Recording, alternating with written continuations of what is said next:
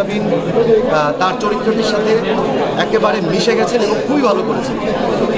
আমার ডিরেক্টর শঙ্কর দাশগুপ্ত, শঙ্করদা আসলে যেই সময়টুকু নিয়েছেন এবং যেভাবে এই গল্পটিকে উনি তার হৃদয়ে ধারণ করেছেন, উনি যেটা করতে চেয়েছেন, বিশ্বাস করেছেন, ঠিক সেই জিনিসগুলোকেই আমরা স্ক্রিনে পেয়েছি।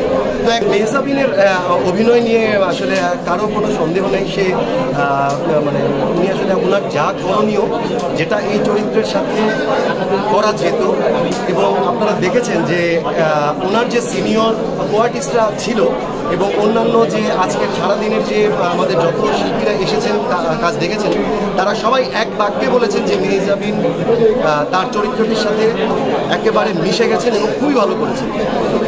দর্শক আসলে সবার উপর, মানে আমাদের মাথার উপরে আমরা যার জন্য কাজ করি তারা হচ্ছে দর্শক।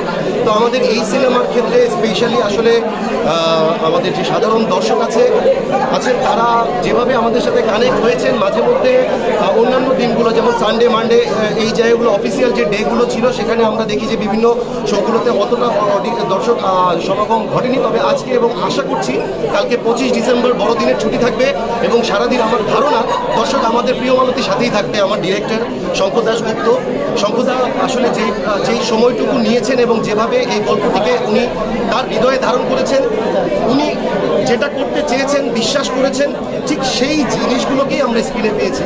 তো একজন ভালো নির্মাতা যখন মাথার উপর থাকে, তখন অভিনেতা অভিনেত্রীদের কষ্ট অনেক কমে যায়। তো ওই জায়গা থেকে আমি ডিরেক্টরকে আমি আবারও ধন্যবাদ দিব।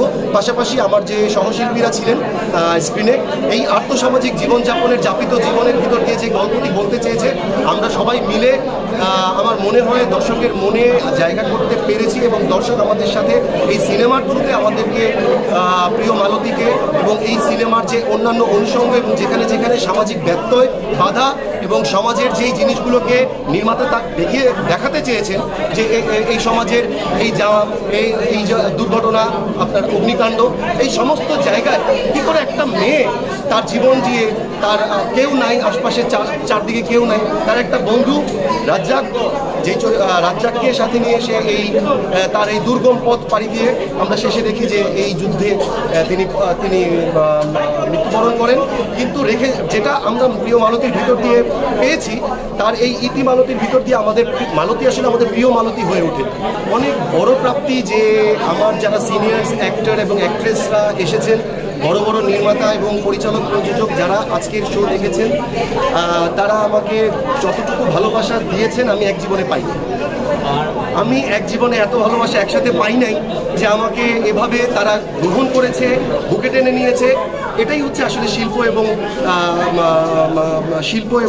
শিল্পীর শক্তি, যে আমরা আসলে আমরা যেটা করতে চেয়েছি, যেটা বলতে চেয়েছি, আমরা সেটা পেরেছি এবং সেই জন্যই আমাদের সবাই আমাদেরকে এখন আমাদের সাথে এই গল্পের সাথে এবং অভিনেতা অভিনেত্রী সবার সাথে হচ্ছে একাত্মতা ঘোষণা করেছেন এবং তারা আমাদের প্রশংসা করছেন।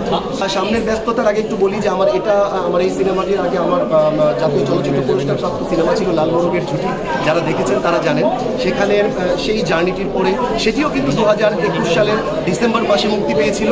আমি খুবই ভাগ্যবান যে আমার এই সিনেমাটিও বিজয়ের মাসে ডিসেম্বর মাসে মুক্তি পেয়েছে এবং এই মুক্তিপ্রাপ্ত এটি আমার তৃতীয় চলচ্চিত্র। এবং আমি আমার পরবর্তী সিনেমাগুলোর মধ্যে আপনার আপকামিং মুভিটা, যেটা আমি আশা করছি জানুয়ারি প্রথম সপ্তাহে আসছে বা জানুয়ারি বা মিডল অফ দ্য জানুয়ারিতে আসছে, তা হচ্ছে বিলডাকিনী। এটার এই সিনেমাটির নির্মাতা ছিলেন ফজলুল কবির তুহিন এবং প্রযোজক ছিলেন মমিন খান।